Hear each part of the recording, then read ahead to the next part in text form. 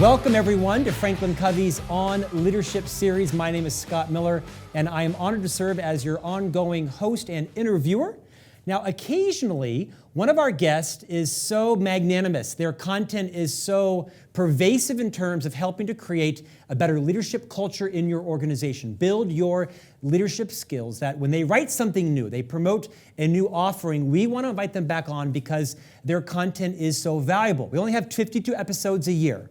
And about half of those are reserved to FranklinCovey thought leaders and half of them to people outside of our firm that are part of our broader family. So you know you have to be pretty phenomenal to have earned a second spot on leadership. Our guest today is Donald Miller, the #1 Wall Street Journal bestselling author of the book everyone in America has read, Building a Story Brand. I think the entire company at FranklinCovey has read this book, formed a book club around it. And Donald, of course, is the founder and CEO of Business Made Simple, where one of his most recent books, launching today, is Business Made Simple: 60 Days to Master Sales, Leadership, Marketing, Execution, Management, Personal Productivity, and more. Joining us today from Nashville, Tennessee, Donald Miller. Welcome to On Leadership. Thanks for having me. It's good to be with you. Great to have you back, Donald. Now, I'm a rabid follower of yours on social media. You've got a significant social media following because of the value you add each day in your videos, your thoughts, your quotes, what you teach from Business Made Simple. So I know a little bit about where you're sitting today because in Tennessee, you have, with your wife and dogs, built a compound that you tape and write a lot of your books in. You've, I think, built a little bit of a writing shed that you've codified on some of your video. Talk a bit about where you're broadcasting from today. Yeah, my wife and I built a home. We spent a couple of years building our dream home. And you know, in my old house, I had a shed in the backyard. We called it the writing shed. And it was so effective, a little 10 by 10 room. I needed one here. And so what I did was I built a concrete bunker in the back of the garage. I'm sitting in a tiny room with no windows, 2 whiteboards, one on either side. Some bookshelves, and it works fantastic. And people ask me all the time, what do you do without windows? You're on 15 beautiful acres and you're sitting in the back of the garage. But the reality is, if there's no windows, I get more work done. I think it was Annie Dillard who said, a writer who needs a window lacks imagination. So I'm holding her to that, and so far it's worked pretty well. I think there's great insight in that. I enjoyed the social media post where you walked us on a video tour down to the basement and explained some of the psychology you use around, focus as well. Donald, your big business book, you've written many books. You have a large following in terms of readership around the world. Your seminal book, Building a Story Brand, swept the world by storm several years ago. I don't know of a chief marketing officer or somebody that has responsibility for messaging, branding, communication in your firm that has not read your book. It has transformed the way FranklinCovey creates our own messaging. You have brought, I think, a cognizance to this idea of the hero's journey and finding your client in your message. You've taken a lot of self-serving messaging and turned it around to be client-focused. Before we get into your new book, Business Made Simple, would you teach us the big lesson that I think that we took from Story Brand, which was this idea around what are the mistakes most leaders make when they're designing the messaging for their firm, where they put themselves front and center, and they fail to let their clients kind of see themselves in it. Reteach that lesson, if you will, today. Well, the big lesson, if there's just a big paradigm shift in the book, is that you should stop telling your story and start inviting customers into a story. So you're still using story, you're just not telling your story, you're inviting customers into one. And so when we tell our story, it looks like telling our history, saying we're a 75-year-old company, our grandfather started it, this and that. That's a lot of times that's not even telling your story, it's telling your history, which is pretty boring. What customers are actually looking for, though, is they want to be invited into a story in which they can play a heroic role to solve their problem. And so that means we play a different role in the story. We actually act as the guide, inviting the customer into a story. If we're a plumber, it's about a story where their leaky faucets get fixed. If we're a landscaper, it's a story about their yard being the pride of the neighborhood. If it were a financial advisor, it's a story about them wisely investing money. so that they can retire and be generous and leverage the work they've done in the world. Those are the sorts of stories that people want to be invited into. And psychologically, what actually happens when you tell your story is people ignore that story, looking for a story to be invited into. It's the buzz right now, as you know, Scott. Everybody wants to tell their story. And, for at least the readers of my book, they've learned there's really absolutely no benefit to it. In fact, all of the really successful brands do not do that. You actually don't know the history of Home Depot. Coca-Cola doesn't tell their history in their advertising. CarMax doesn't tell the history of how they came into the used car business. All of those brands invite customers into a story. And so after you read the book, you start seeing it's obvious in all sorts of successful brands.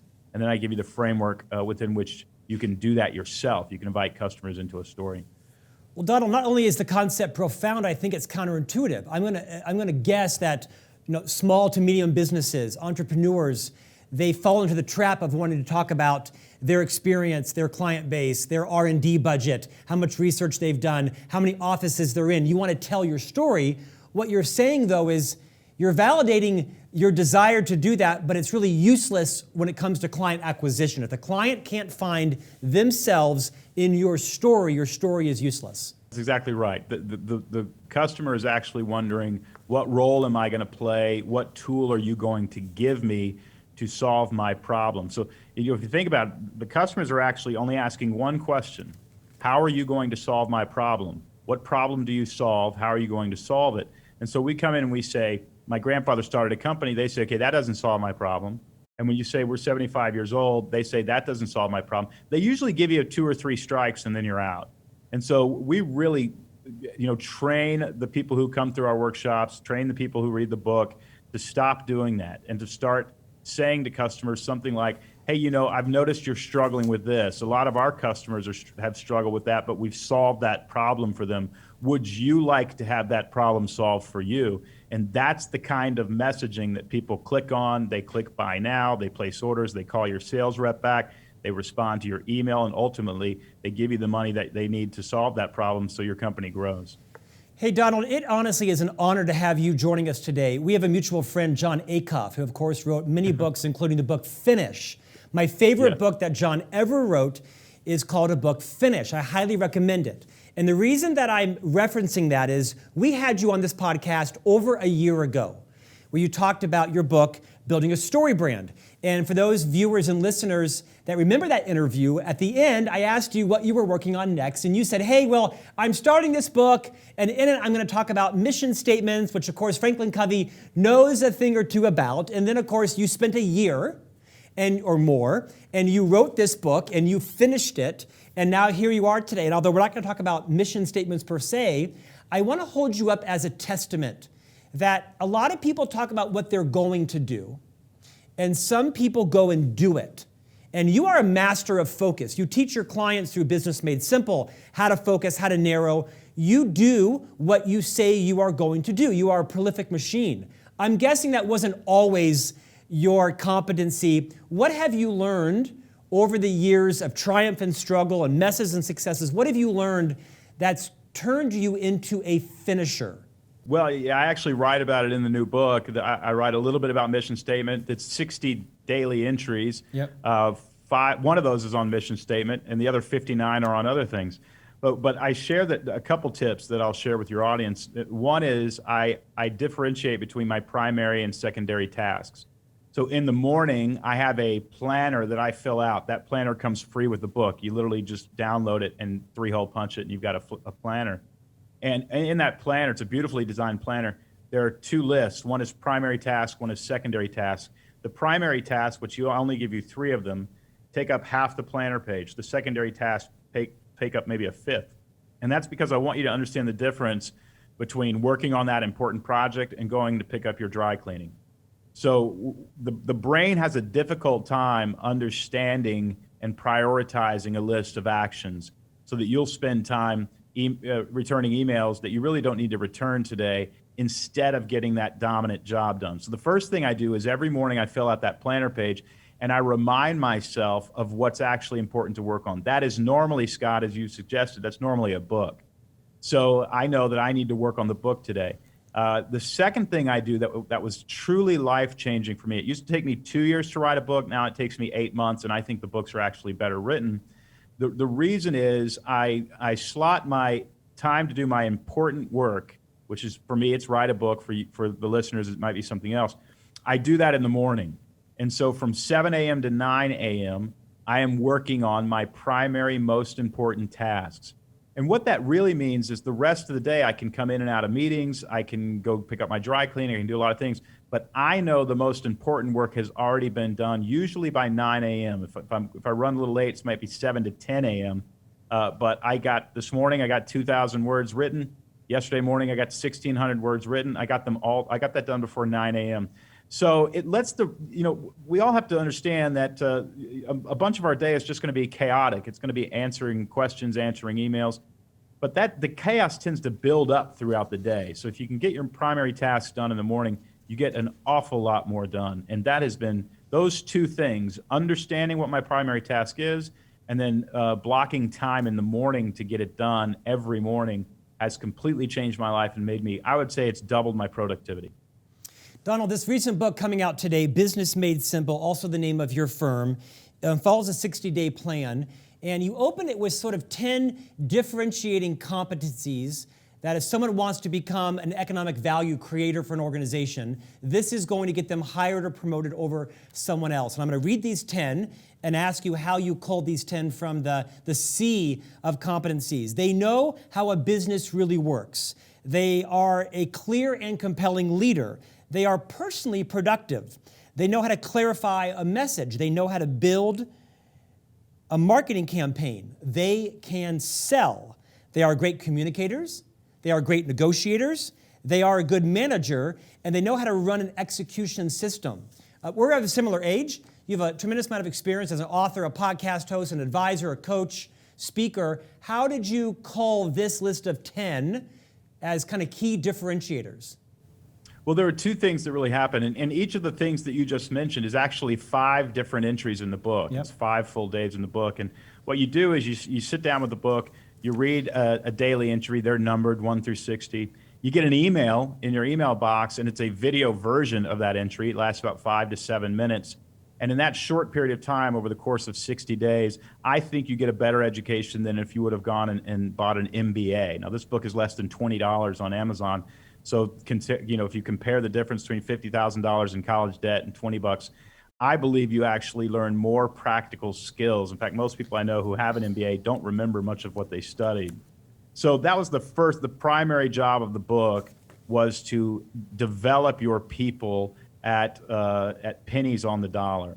And then the second was, as you suggested, was figuring out what to put in it. What do people actually need to know? The first 10 entries are characteristics of what I call a value-driven professional.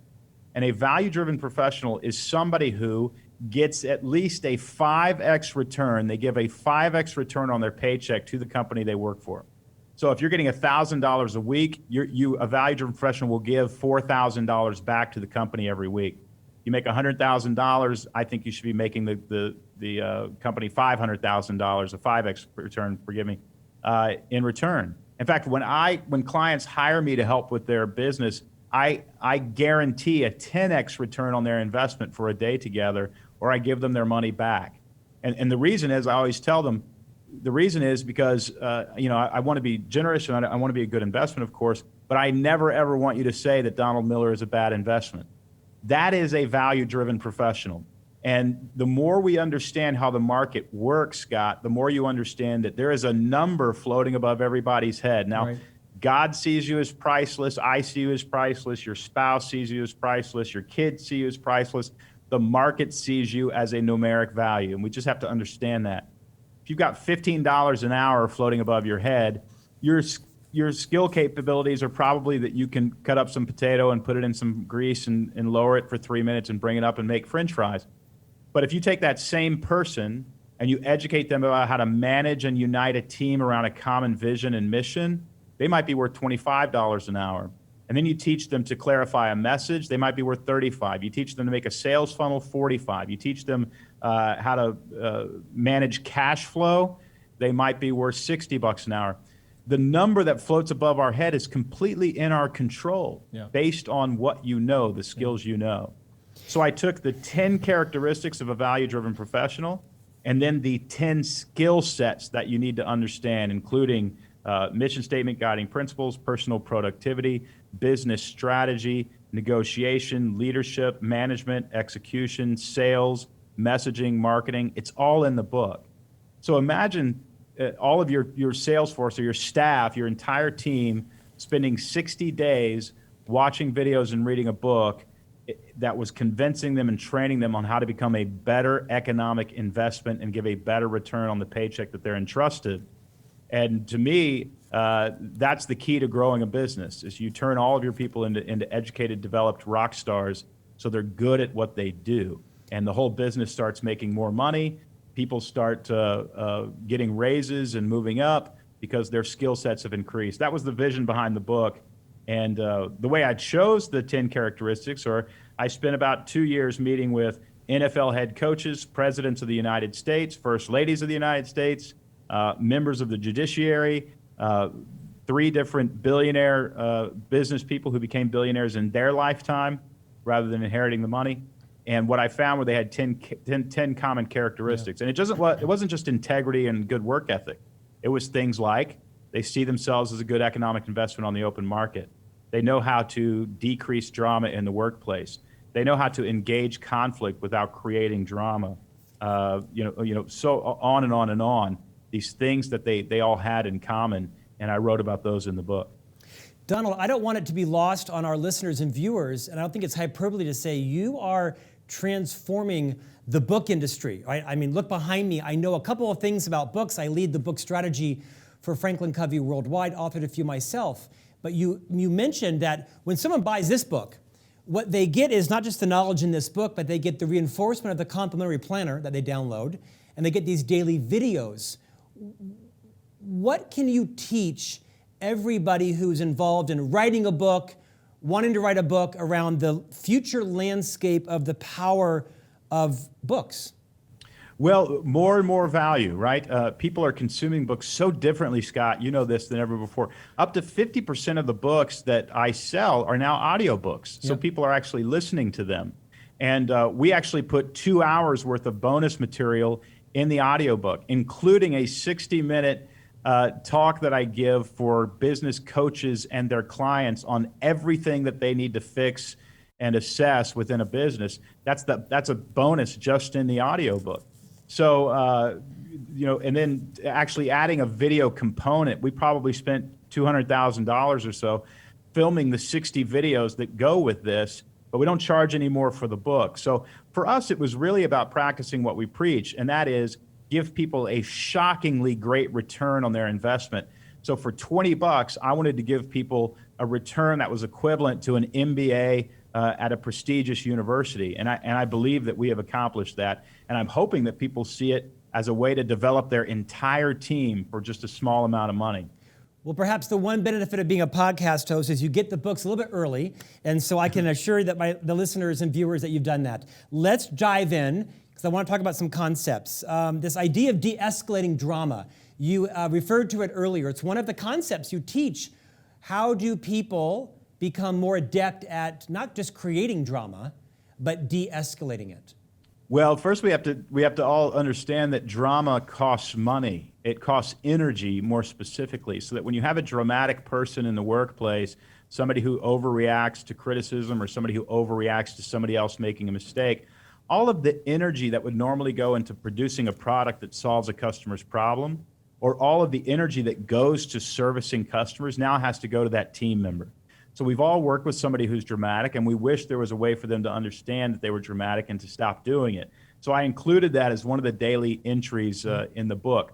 The truth is, we actually have an enormous amount of respect for people who they under-respond to a dramatic situation rather than overreact to a dramatic situation. When things get very dramatic, we have enormous respect for people who can keep their cool. And it's one of the ways that intuitively and maybe subconsciously, we choose leaders. We choose leaders within our organization who are capable of doing that. And so I wanted to write about that because I think drama costs the company money, and it costs the service that we could be giving to our customers, and we just need to rid it out of our workplace. I tell the story of Sully, the pilot who landed the plane on the Hudson, and how imagine if he would have been a dramatic person and overreacted even a little bit to drama. But because he underreacted to drama, he was able to safely land the plane, and that's what we need to emulate in the workplace.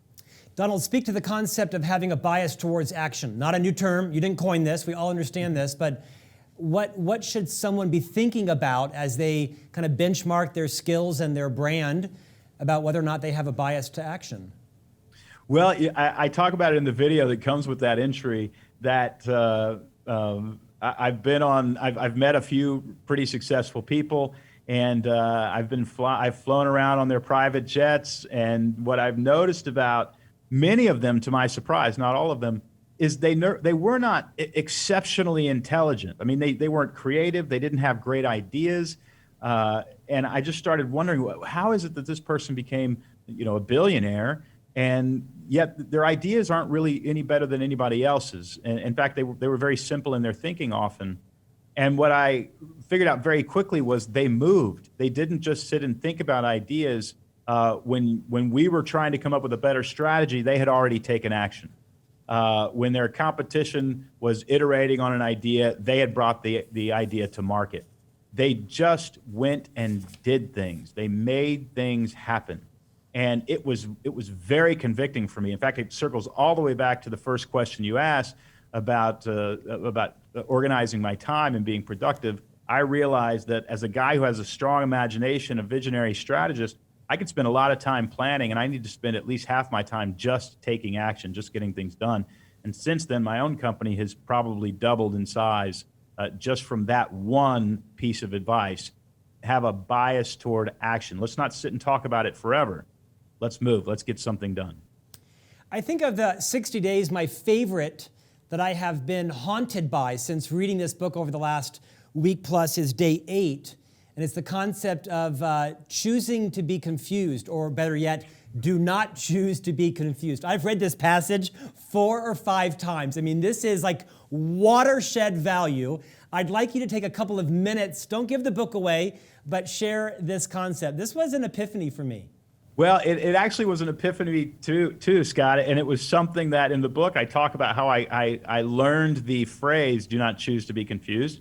And I learned it from my coach at the time, my business coach, a mentor of mine. His name is Doug Kime. He was at Cox Communications back then. And I was just asking him his opinion on whether or not I should let somebody go. And I talked about what they had done and that they, didn't feel like they were a fit and this sort of thing. And I thought maybe we could work it out this way, or if we restructure their job description.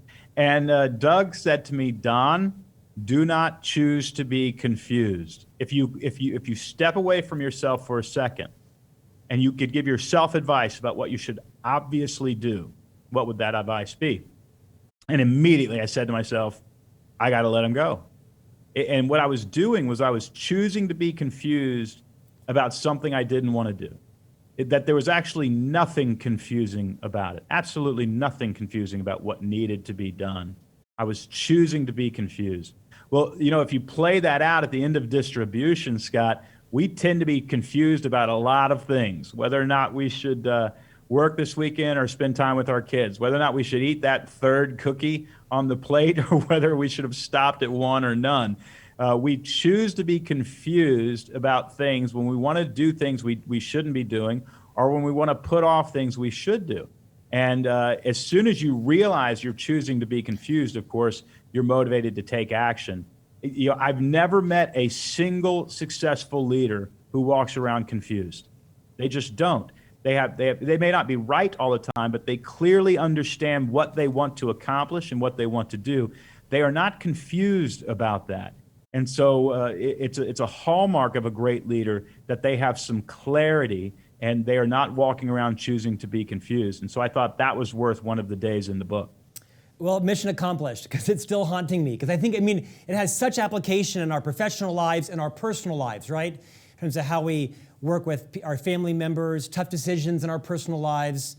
And I think it's a gift that you included that. Thank you. Donald, Yeah. I'm a father of 3 boys with my wife, Stephanie. Their boys are 6, 8, and 10. Don't do that, first of all.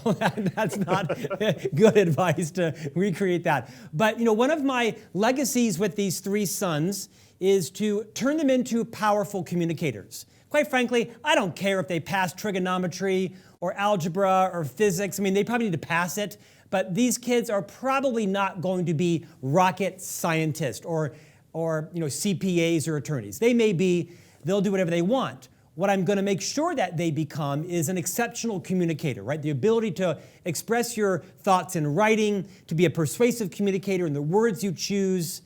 And that's one of the skills that you teach in here. I think communication, perhaps above all, is what has been one of my hallmark contributions, right? I don't have an MBA. I don't have an economics degree. I can read a P&L. I'm a competent business manager. But I think most people would tell you I'm a fairly powerful and influential communicator. My wife might say too much so sometimes.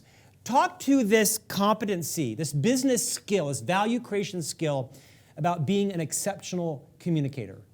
Well, communication is one of the weeks in the book, so I spend 5 days helping you give a great speech. I would agree with you, Scott, that I think it is the most important skill as a professional. If you want to make more money, if you want to move up, if you want to earn business from more customers, if you want to engage shareholders in a vision, being able to communicate is the key. We developed that curriculum for a major American airline who wanted to become the greatest storytellers in the world, and I share with you 5 days of what we discovered in the book. I will say this to your kids, there's really one big thing that I think is the number one thing, and I shared in the book, one day in the book, that all communicators need to understand, and it's this: start with the problem. So if you're about to give a speech, or if you're about to open a meeting, or if you're writing a sales email, any form of communication, if you start with the problem, if you walk to the center of the stage and say, we are here today to discuss the fact that fourth quarter revenue is in decline, and I just don't think it has to be that way. Let me share with you, if you just start with the problem, then everybody in the audience knows why they should listen. Every audience is listening for the problem, the problem, the problem. So when you get up and say, my name is Donald Miller, and I live in Nashville, Tennessee, and my wife is Betsy, and we have 2 dogs, and we're about to have our first baby, she's a daughter, they're listening, okay, what problem is he going to solve? What problem is he going to solve? Why should I listen? Why should I listen? They're going to give you about 8 seconds, and that's it. And then they're starting to decline, and they're waiting, and you can bring them back, but you want to hit that problem in the first 8 seconds. So if your children want to be great communicators, everything they write, whether it's a book report, whether it's a speech that they're going to give at school, whether it's a meeting that they run, you just want to say, start with the problem. Let's sit down and figure out what the main problem is that you solve. Now, the other thing that's so important in communication, the other reason it's so important to start with the problem, is people often base or perceive your value on whether or not you can solve a problem. So not only do we want to lead our communication with the problem that we solve, we want to be known as somebody who solves a problem. I was just talking to somebody the other day, said, Don, I've got an 18-year-old. What's the piece of advice that you would give them if you were starting out at 18 years old? What's a great professional advice? And I said, become known for solving a problem. Because people who can solve problems are valuable. So you want to figure out what problem you solve. At 18, it might be lawn care. It might be, who knows, pet sitting, whatever it is. But just say, if you tend to drive to the airport feeling guilty about putting your pet in a pet kennel, I solved that problem by pet sitting your pet. And they will do business. They will be useful. They will be sought after. Now, as you grow in your career, of course, the problem changes. It evolves, and hopefully, if you want to be a good business person, the problem that you solve becomes more and more economically valuable so that you can charge more for it and get a bigger paycheck. But always be known for solving a problem, and make that problem that you solve known to everybody, and you will have job security for the rest of your life. Donald, I'd love to talk about your sales topics, your leadership topics, your business acumen topics, negotiation. I'm going to leave that for people to buy the book, whether they choose to consume it on audio, digital, or in print. I'd like you to revisit a concept before we end here that you started with, and I think you call it the power hours of your day. You talked a little bit about in the beginning about how you organize your time. I will think now twice about going and picking up my dry cleaning because you're going to haunt me as well. Talk about the power hours. What have you learned and what do you teach in the book about the insight from that? Well, blocking my time has been a game changer for me. So I did an exercise where I figured out my perfect week. And in a perfect week, what all would I get done? And so I literally took a calendar and diagrammed, I'd exercise from here to here. I'd meditate from here to here. I'd work on the most important projects from here to here. Then on Tuesday, I would do this. And we came up with a system, my assistant and I, and I've got a staff of about 30 now. It's a lot to manage all those people, but we came up with a system where on Monday and Tuesday, I don't have any meetings. I just write. And on Wednesday morning, I write, and Thursday morning, I write. Wednesday afternoons, I have meetings. Thursday afternoons, I have meetings. Friday, I do media. And that changed everything for me. So now I have these blocked hours in which I get my priority tasks done, not just in the morning, but the entire week. Now sometimes I get on an airplane, sometimes there's a podcast that's really important to be on, and I'll break that perfect week. In fact, almost every week I break it somewhere, but I know when I've broken it. This has been so effective, Scott, that this year, we're in our sixth year of business. The staff is at about 30. I've actually assigned the task to the president of my company and the revenue director of my company to turn the entire company into a Swiss watch. So that not only do I have a perfect week, every single member of my team has a perfect week. And then we bring some of our meetings together. So basically not unlike the writer's room at Saturday Night Live, we have meetings at fixed times throughout the week. And even though it's super creative work, this crew is in the room at this time. Then we go over and record what we just created. Then we write the evergreen email that we're sending to our clients, on and on. And what we wanted to do was figure out if we repeated this week over and over and over, would it cause us to double in sales and revenue and profit as a company? So we reverse engineered the perfect week, not based on what needs to get done, but what would grow the company. That threw about 60% of the meetings that I would normally have out the window because we discovered those aren't meetings that grow the company. They seem important, but they don't meet our objectives. So, it's really important to know what everybody's primary tasks are, and it's really important to align all of those tasks so that they work like a Swiss watch, so that it repeats itself week after week after week after week, and essentially you turn your work week into an assembly line. It's a very hard task. You don't ever nail it or get it perfect, but to the percentage chance that you can get there, you see dramatic returns on your investment. And I think as we implement more of that ourselves this year, we're going to see that in our company as well. Donald, the problem that your book is solving is really complexity, because I spent most of my career either at the Walt Disney Company in Orlando, where I'm from, or here at the FranklinCovey Company, of which I'm still an associate after 25 years. And I've spent much of my time working for and in and fighting through complexity, right? There's longitudinal graphs from the Harvard Business Review and 70-page PowerPoint decks and presentations and town halls that went on for 2 hours that could have been 20 minutes. And I used to think as a young leader that complexity was what was required. If you weren't complex, that you weren't a great leader, that simple-minded leaders were that. They were simple-minded. But as I have merged into my 50s, I realize it's actually the most powerful leaders that are those that are super simple, that they can speak simply, that they can communicate simply, that all ideas that they have in their mind can be expressed really simply. Your book, Business Made Simple, really solved that problem. Most of my undergraduate courses in college were useless. In my career now, is that the problem you set out to solve, was a world of complexity? It is, and I think not unlike choosing to be confused, we choose for things to be complex and hard to understand as an excuse not to take action, or as a procrastination tactic to go research something rather than do something. We've built this company from $0 to $20 million we did that in about 6 or 7 years with no investors, no private equity, no venture capital, no debt, and a 60% profit margin. The way I did that, Scott, is going to fascinate everybody listening. It was not complicated. What I did was I saw my business like an airplane, and I explain this in 5 days in the book. I saw it like an airplane. The cockpit was my leadership. The leadership had to know where we were going and get everybody there safe. The body of the airplane was my overhead. That was my rent. That was a lot of the salary packages. That was the Cokes in the Coke machine and the flickering light over the Coke machine. Those hard costs. I needed to keep the overhead light or the plane would crash.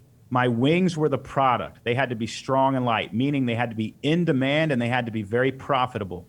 My right engine was my marketing. My left engine was my sales.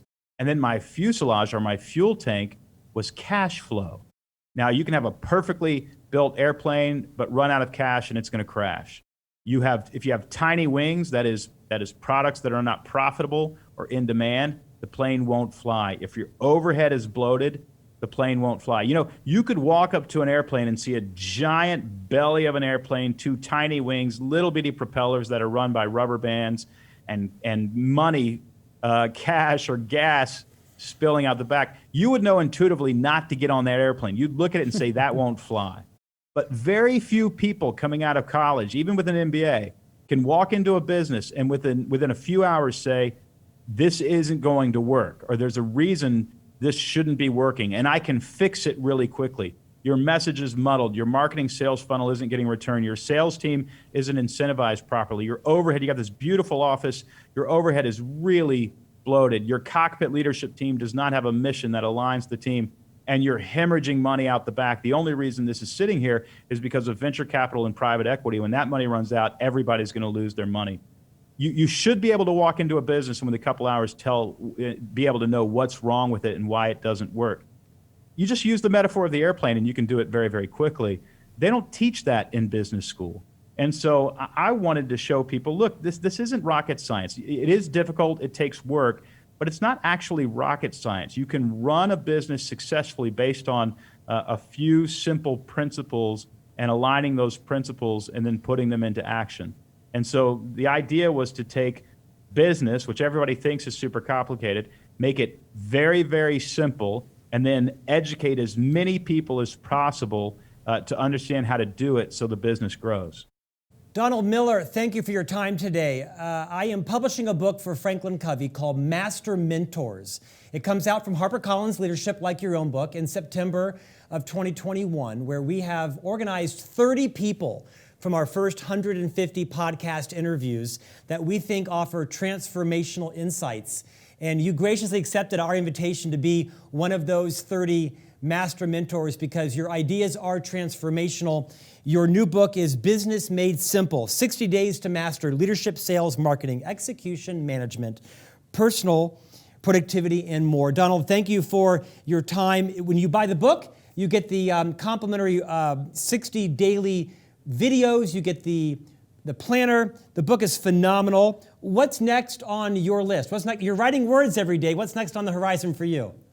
I can't wait to talk to you about it, Scott. It's a book called Hero on a Mission, and it's basically an explanation of Viktor Frankl's work about how we can find meaning in our lives and in our work. And I don't know that I've enjoyed writing a book as much as this one. That book will be out, I think, in October. By the way, good luck with parenting. When does that happen? That happens in June. We are very, very excited. We know it's a little girl.